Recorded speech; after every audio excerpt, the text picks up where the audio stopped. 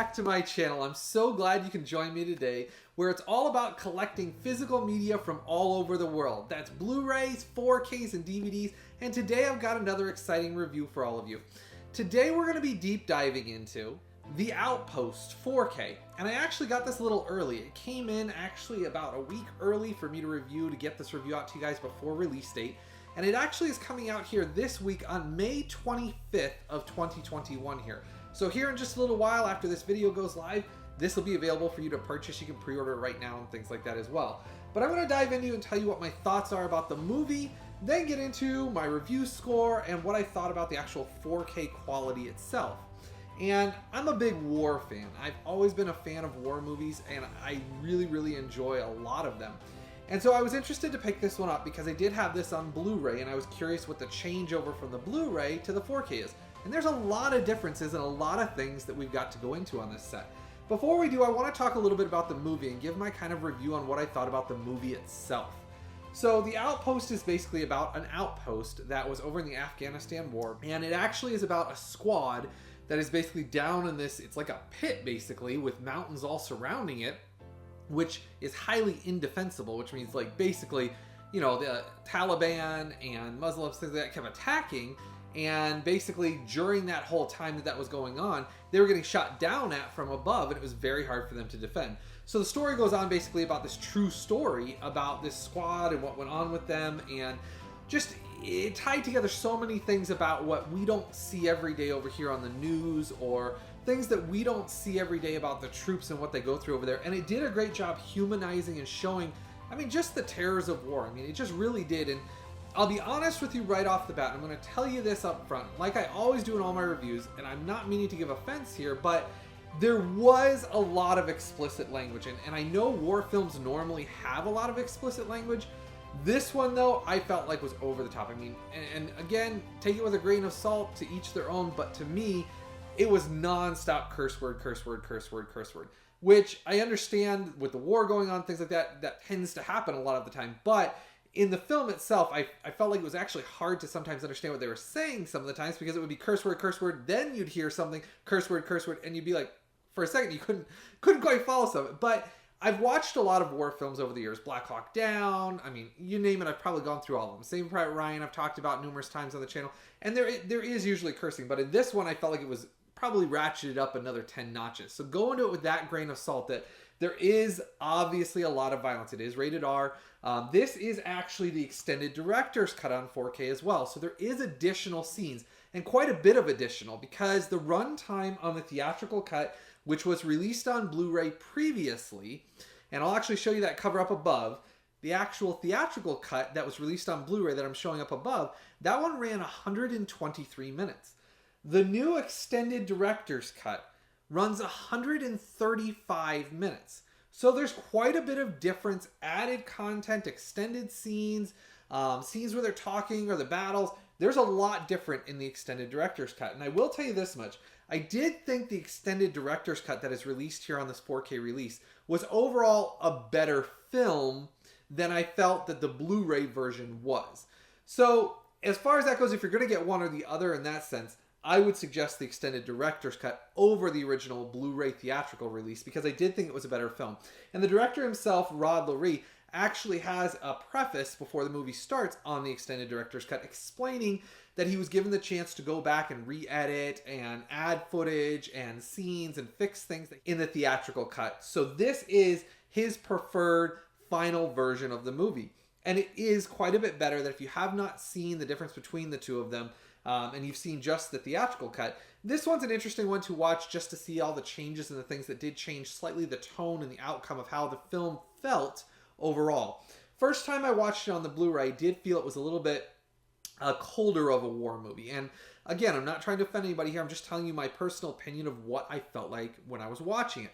And I felt it was a little bit more distant and colder. This one, they do a little better job integrating the scenes flow a little bit better. He would extend scenes that flowed better into the next scene. And especially some of the scenes between the soldiers, you kind of understood it a little bit better than I felt like the theatrical cut did.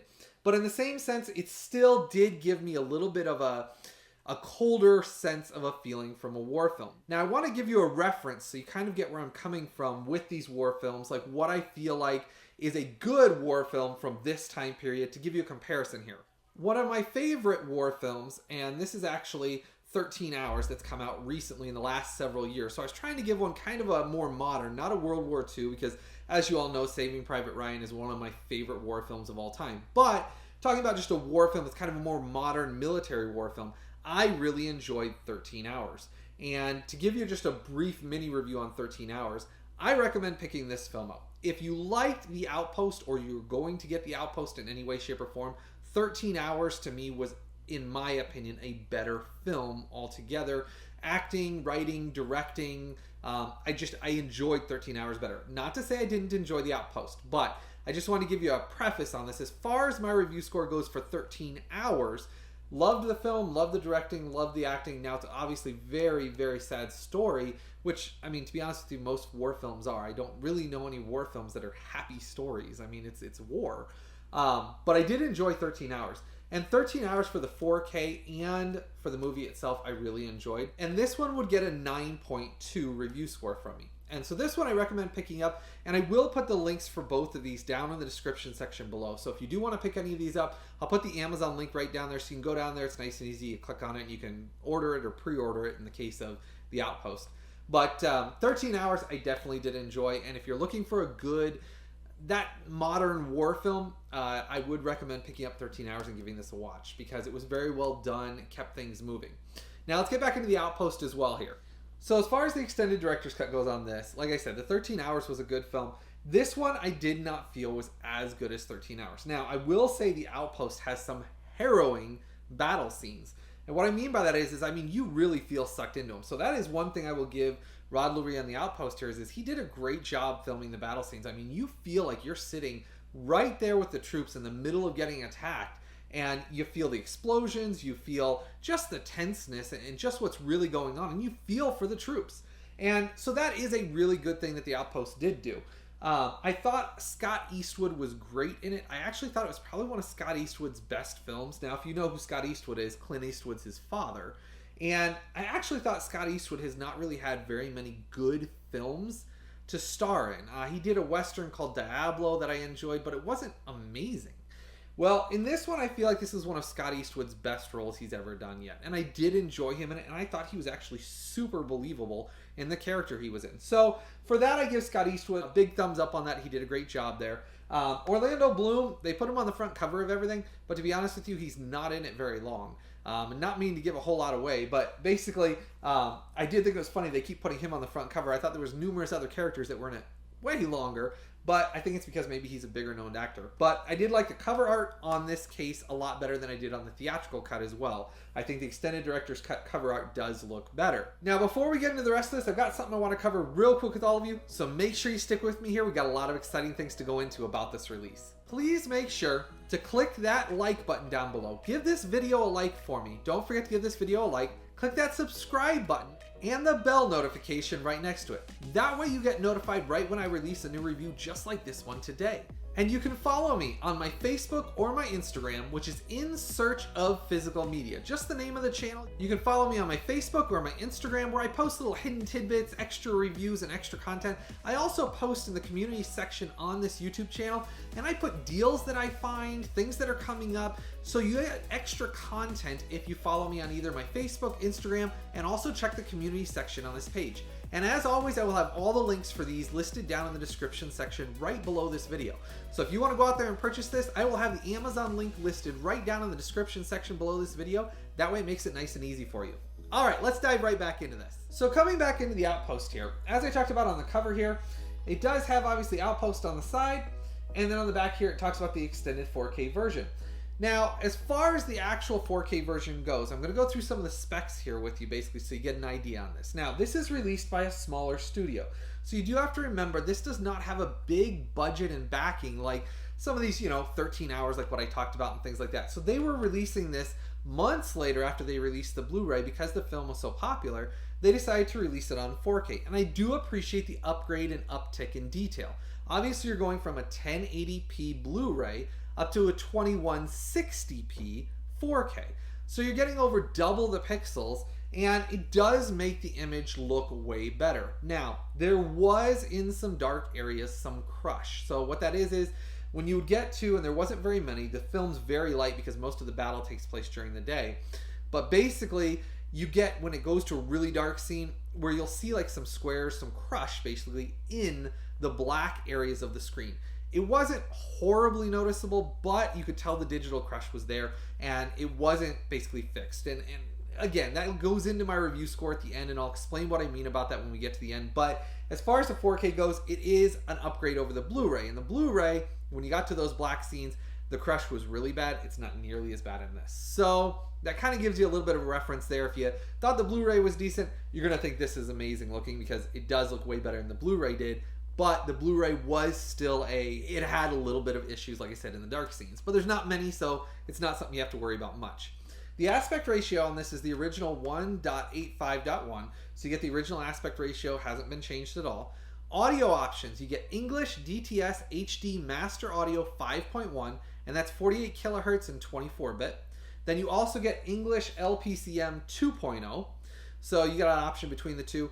I obviously watched it in the English DTS Master Audio. Sounded great. I would have loved to have like a Dolby Atmos mix or something like that. But again, you're talking about a smaller studio here. When I talk about a lot of these boutique labels, I would consider this to be like a boutique 4K that's coming out.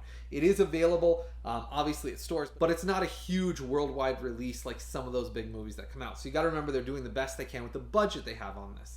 Now, obviously I talked about the extended cut difference between the theatrical and the extended. This does have the 4K and the Blu-ray in it. And I'll show you on the back here, I'll talk about just a few of the special features here.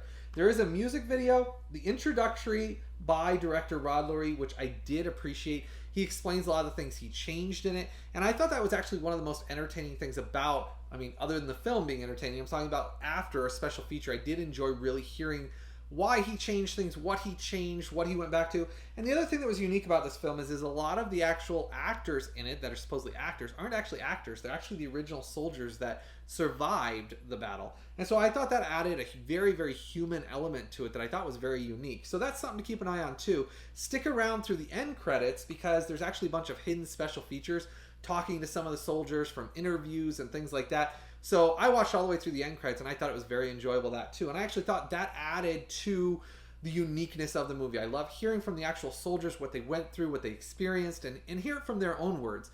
And they actually helped make the movie. They actually went out and helped with the whole, basically, not only acting in it, a bunch of them, but just explaining, here's what we saw, here's what happened, here's what this went on. And I feel like that added such a great element of realism to the movie. So I definitely applaud them for doing that. Now, it does have, obviously, behind the scenes cast and crew, behind the scenes real life stories, theatrical trailers, and those are just some of the special features I listed off there. Now, it does have English subtitles as well. So it does have the option for English subtitles. And then as far as the actual discs go, the 4K is region free. And as I always test everything on the channel, it's not region locked, just like some of those ones we've talked about from other countries that have been.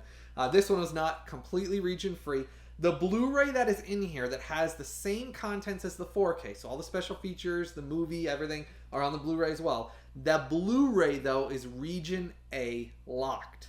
So your 4K would be region free, so if you're buying this from outside of the country and you're going to import this from the US, just remember your 4K is going to be region free, your Blu-ray is going to be region A locked. So that's what you're looking at as far as the region locks on either disc. So you got your region-free 4K on this. Now, this release is a native 4K release. So that means that it's not something they're trying to upscale or make it up to 4K. It's a native 4K release. So it does look great. There is some downsides on the image though, and I'm going to get into this a little more here with you. On this release, it does not have HDR. So again, this is where I was talking about, because it's a more boutique label 4K release. They did not put any extra bells and whistles, I'll say, on it. There's no HDR in it. It's simply a native 4K disc with a native 4K 2160p image, not upscaled. So the image looks great over the Blu-ray release, especially if you have a 4K TV and a 4K player. you're going to notice a night and day difference. Now, I wish they would have put HDR in it or done like Dolby Atmos or things like that, but they didn't. This is what it is. And in an upgrade wise for over this versus the Blu-ray, I'd still buy this one, especially price wise. You're not looking at much of a difference in price. This one goes on sale right now. It's ranging around 19 bucks. So it doesn't cost you very much for a 4K. We're not talking a 30 or 50 or $60 4K here. You're looking at about 19 bucks for this. And that's a pretty decent price for what it is, because I think the Blu-ray is run around between 15 to 17 right now. So you're maybe paying a couple bucks more to get it in 4K, and it's worth it, especially because the director's cut is that much better of a film, in my opinion, than the theatrical cut was. Now, inside the box here, it's pretty straightforward. You get on this side your Blu-ray right here, and then over here's your 4K disc. There was no pamphlets in it, nothing in it. This is, as I said, it's a very small company, Screen Media, that's releasing this, and so they did a good job with it. And for their first 4K release, I think it did look decent. Obviously, it didn't have, like I said, the HDR, the extra bells and whistles. Now, because of the film not being my all-time favorite war film, yes, I felt for the soldiers, and don't get me wrong, I did really like the story. I know I said a lot of things about there being a lot of language, and I felt like some of the scenes were gut-wrenching and heart-wrenching. And obviously for a war film that's rated R, there's going to be violence in it. So I knew that going into it, and I know that. I just felt like there were some things that kind of just left me with a slightly colder feeling for this war film. And I did like it, but it is not my favorite war film. And I know it's a hard thing for some of you that maybe it's your best film, you love it, best war film you've ever seen. But for me, I'm always going to be upfront and honest with you, and it just wasn't my favorite war film. So my review score for this release is going to be a 7.7. And that goes into several different categories that I wanted to make sure I touched on. Because it didn't have HDR support, because it didn't have any Dolby Atmos mix, and because I felt like overall the film itself, there were some things I thought could have been easily done to it to make it flow just a little bit better. And I'll just kind of give you an idea. There's some scenes where it'll all of a sudden just stop and then goes to a black screen, and then it's all of a sudden into another scene. I felt like those could have been edited better to flow better into the next scene, to create a more coherent storyline or a more coherent of where you were going. It kind of felt like some of the scenes, it was just kind of like reminding me of when you used to go to commercials in a TV series that was like suspenseful. All of a sudden there'd be a black screen and then it'd go to the next scene.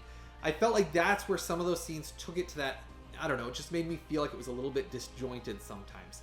But that's just my opinion. I suggest picking the movie up and checking it out. If you're into 4Ks, you're into obviously war movies, if you haven't seen this war film, the extended director's cut is the one I suggest watching. It was drastically, in my opinion, better than the theatrical cut. And if you've seen the theatrical cut and you thought the theatrical cut was, it was okay, you'll definitely think the extended director's cut is better. If you haven't seen either, I'd start with the extended director's cut and skip the theatrical cut, because the extended director's cut was that much better of a film. Now, I do want to touch on something else that Rod Lurie did. He did a film that is one of my favorite films. I still to this day love it, and it's coming out really soon on Blu-ray. I actually think it comes out this week, and this is The Last Castle. And I personally thought The Last Castle was way better than this. And maybe it's because I have a soft spot in my heart for Robert Redford, and I love him in that movie. I mean, The Last Castle is just a great film. I kind of classify The Last Castle as kind of a war film. Even though it takes place in a prison, it gives you that sense of a war film, and that one I personally love. And I've already got my copy coming on the way, but if you want a really great Rod Lurie film, and that's who directed this film, I highly recommend picking up The Last Castle. Robert Redford, James Gandolfini, they are great in it, and James Gandolfini was great in it as well. And I highly recommend that film. So if you haven't picked that one up, I'll put the link for that in the description section below. But that one's really, really good. And if you haven't given that film a chance, it's coming out real soon. It doesn't cost very much. I think they're like 12 bucks to 14 bucks is how much it is. And that one I highly recommend. I've seen that film probably 6 or 7 times, and this is the first time The Last Castle is ever getting put on Blu-ray. So that's a big deal because it hasn't been on Blu-ray. It's never been remastered. This is the first time it's getting a full 1080p remaster. And that film I actually really love. And as far as that one goes, I recommend that one quite a bit more than The Outpost, because I did enjoy that one a lot more. But this review was about The Outpost. I do suggest, if you want to give this one a shot, the extended director's cut on 4K did look good, especially price-wise over the Blu-ray. You're basically spending $1 or $2 to get the 4K of this and the extended director's cut, which is the better version of the film anyways. And it is a real tribute to the men and what they did, and I don't want to downgrade that at all. I want to make sure I touch on that. I don't want to downgrade what these men did, the men that died, the men that lived, what they fought against, it was horrifying. And to be honest with you, I give them so much praise and so much props for even what they stood up to and what they did. I just felt like the film, not what they did, because the tribute, which is this film to them, was great. I just felt like the film could have been done a little differently, which would have made it flow a little better. Otherwise, it is an unflinching military war film. And when I say unflinching, there are some scenes that are going to get you. And it's one of those things that it just, I mean, you're in their boots and you feel for them. And it is down, dirty, and gritty. So if you like war films like that, I suggest checking this out. Who knows? You may end up loving it being your best film. I said it fell in somewhere in the middle for me. That's why it got a review score of 7.7. Because of the discs, because of the content, I just felt like it was about a 7.7 for me. So I tried to get this out as soon as possible to you so you knew whether it was something you'd want to pick up and add to your collection and whether you didn't. I'm glad to have it in my war film collection. Like I said, I like to have things like this so that way, you know, you never know, I'm in the mood for this, I'm in the mood for that. And it was one I'm glad to add to the collection now. Let me know if you've seen the film, if you know about the extended director's cut, if you're going to pick up the 4K of this.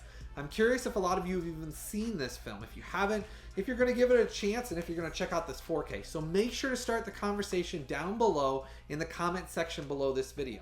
And I will put the links for all of these listed down in the description section right below this video as well. You click that box, it'll open up. I'll put the links for The Last Castle, the 13 hours, and obviously for the Outpost Extended Cut 4K. So you can check those out in the description section below. Click on those, you can pre-order them, whatever ones of these you decide you want to get. And as always, don't forget to give this video a thumbs up for me. Click that subscribe button so you don't miss out on any of this content, and the bell notification right next to it.